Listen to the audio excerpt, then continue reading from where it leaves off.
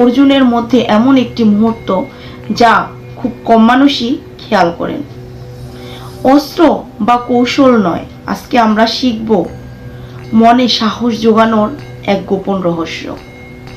যুদ্ধের ঠিক আগ মুহূর্তে অর্জুন ও শ্রীকৃষ্ণের একটি মূল্যবান মুহূর্ত।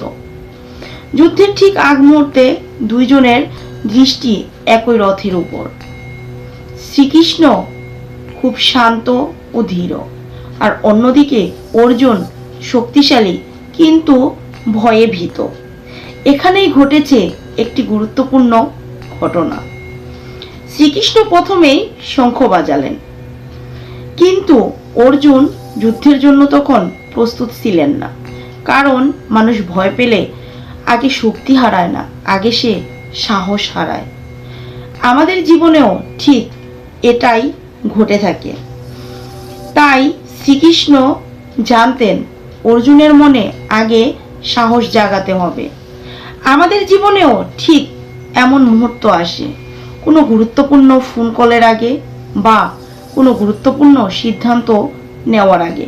শ্রীকৃষ্ণর মতো কেউ পাশে না থাকলেও আপনি যদি আপনার মনে সাহস জোগাতে পারেন, তখনই আপনি লড়াইয়ে জিততে পারবেন এবং যুদ্ধটা শুরু করতে পারবেন। এই শিক্ষাই দেয় যে যুদ্ধের আগে সাহস জোগানো অপরিহার্য। শ্রীকৃষ্ণ যুদ্ধের আগে অর্জুনকে শঙ্খধ্বনির মাধ্যমে ঠিক এই শিক্ষাটাই দিলেন।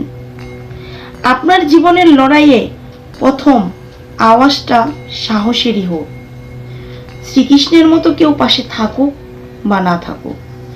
আমাদের এই গীতার ব্যাখ্যাগুলি যদি ভালো লাগে অবশ্যই একটি লাইক করে যাবেন, আর কমেন্টে আপনার মূল্যবান মতামত রেখে যাবেন।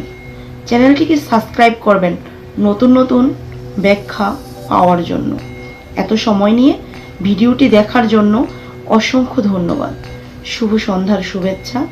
জয় গুরু।